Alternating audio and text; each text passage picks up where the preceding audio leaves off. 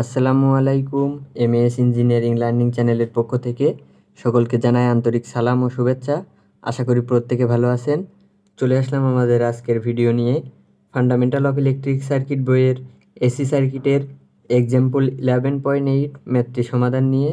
ম্যাথটিতে একটি sine wave দেওয়া আছে এবং রেজিস্টরের মান দেওয়া আছে। সেখান থেকে আমাদের average power absorb by the resistor, অর্থাৎ রেজিস্টর যে এভারেজ পাওয়ারটি অ্যাবজর্ব করবে সেটির মান বের করতে বলা হয়েছে।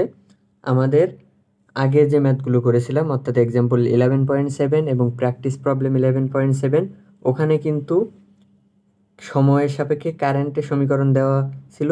এখানে ভোল্টেজের সমীকরণ দেওয়া আছে, অর্থাৎ ভোল্টেজের ওয়েভ দেওয়া আছে। আমাদেরকে এভারেজ পাওয়ারের মানটি বের করতে হবে। তো আমাদের সূত্র, ভোল্টেজের সূত্র P = V² RMS by R। আর এর মান দেওয়া আছে, RMS ভোল্টেজের মানটি প্রয়োজন। তো RMS ভোল্টেজের মানটি কিভাবে নির্ণয় করতে পারি? একই রকমভাবে, অর্থাৎ আগে কারেন্টের যেভাবে RMS কারেন্টের মান নির্ণয় করতাম, ঠিক একইভাবে RMS ভোল্টেজের মানও নির্ণয় করব। তো আমরা এখানে যদি লক্ষ্য করি, এখানে এক সাইকেল কোথা থেকে শুরু এবং কোথা থেকে শেষ। এখানে এক সাইকেল 0 থেকে শুরু এবং 2π-তে শেষ। এর ভিতরে পাই থেকে 2π পর্যন্ত কিন্তু কোনো সিগন্যাল নেই, অর্থাৎ এইগুলো 0, অর্থাৎ আমাদের এক সাইকেল হবে 0 থেকে 2π পর্যন্ত। তাহলে আমরা কি লিখতে পারি? The period of time period কত হচ্ছে?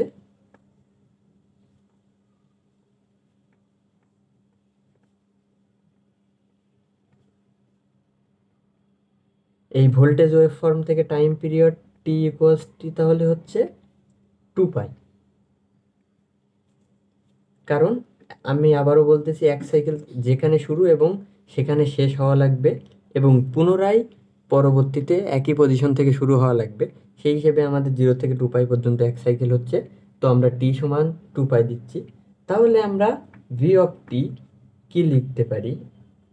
আমরা প্রথমে যখন 0 থেকে π পর্যন্ত যদি চিন্তা করি, তাহলে কি হচ্ছে, এখানে যেহেতু সাইন ওয়েভ প্রশ্নে বলে দিয়েছে আর সর্বোচ্চ মান 10, তাহলে এখানে হচ্ছে 10 sin t। কখন? যখন টির মান 0 থেকে π পর্যন্ত এবং π থেকে 2π পর্যন্ত কোনো সিগন্যাল নেই, সুতরাং এটি আমরা সরাসরি 0 দিতে পারি।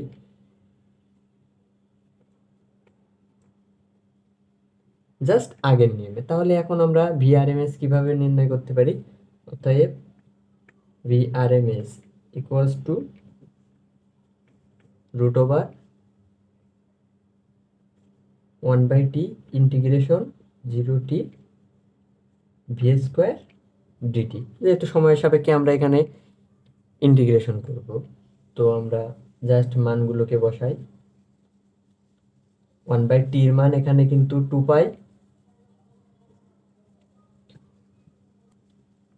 এখানে আমরা টাইম পিরিয়ড 2π, 0 থেকে এখানে t, 0 থেকে আমরা এখানে π পর্যন্ত নিব। π পর্যন্তর মান হচ্ছে 10 sin t² dt প্লাস, তাহলে আমরা এখানে থার্ড ব্র্যাকেট দিব। এখানে হচ্ছে π থেকে 2π, কোনো সিগন্যাল নেই, এই জন্য 0 dt।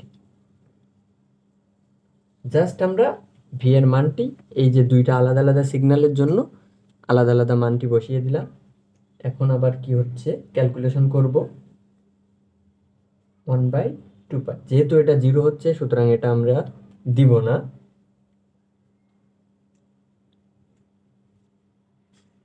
এটাকে যদি আমরা ভেঙে লিখি, তাহলে হচ্ছে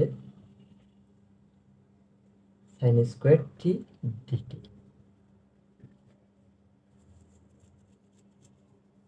এখন যদি আমরা 100কে ইন্টিগ্রেশনের বাইরে নিয়ে আসি, তাহলে কি হচ্ছে,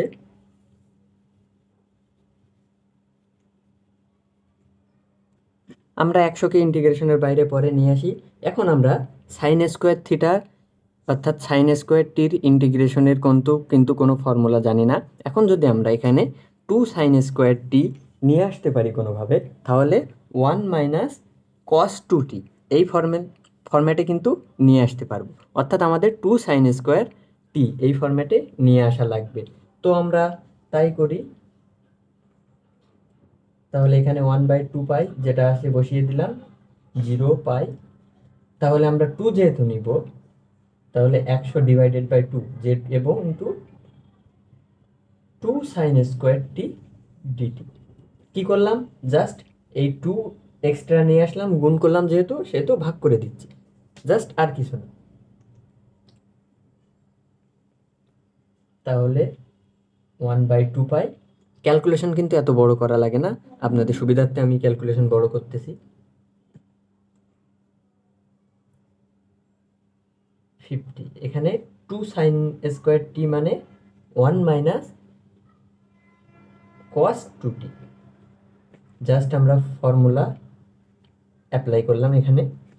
এখন যদি আমি 50কে বাইরে নিয়ে আসি,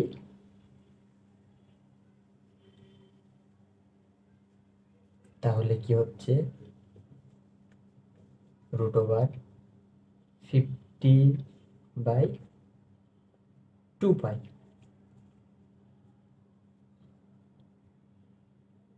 ইন্টু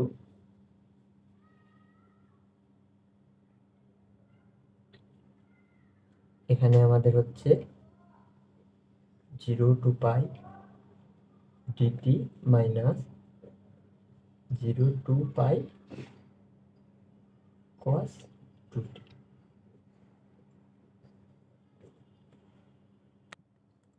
এখন আমরা এটা যদি কাটাকাটি করি, তাহলে 25/পাই, এটাকে ইন্টিগ্রেশন করলে হচ্ছে ডিটিকে ইন্টিগ্রেশন করলে টি মাইনাস cos 2t রে ইন্টিগ্রেশন করলে হবে sin 2t/2 0 পাই। জাস্ট আমরা ইন্টিগ্রেশন করলাম, আর কিন্তু আলাদা কিছু করিনি এখানে। এখন কি করব, জাস্ট এই টি এর স্থানে একবার পাই বসাবো এবং একবার 0 বসাবো। তো টি এর স্থানে যখন পাই বসাবো, 25/পাই, তাহলে এখানে হচ্ছে পাই মাইনাস সাইন 2π/2, এবং টি এর স্থানে যখন 0 বসাবো তখন সবগুলো কিন্তু 0 হয়ে যাবে। তাহলে এখন এখানে কি থাকতেছে, এখন যদি আমরা এটাকে ক্যালকুলেশন করি,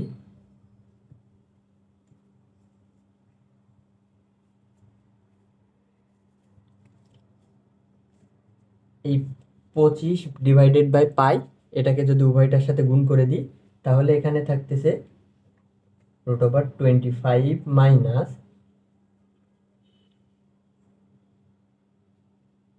25/2 সাইন 2π। এখন এটাকে যদি আমরা ক্যালকুলেশন করব, এখন সরাসরি আমরা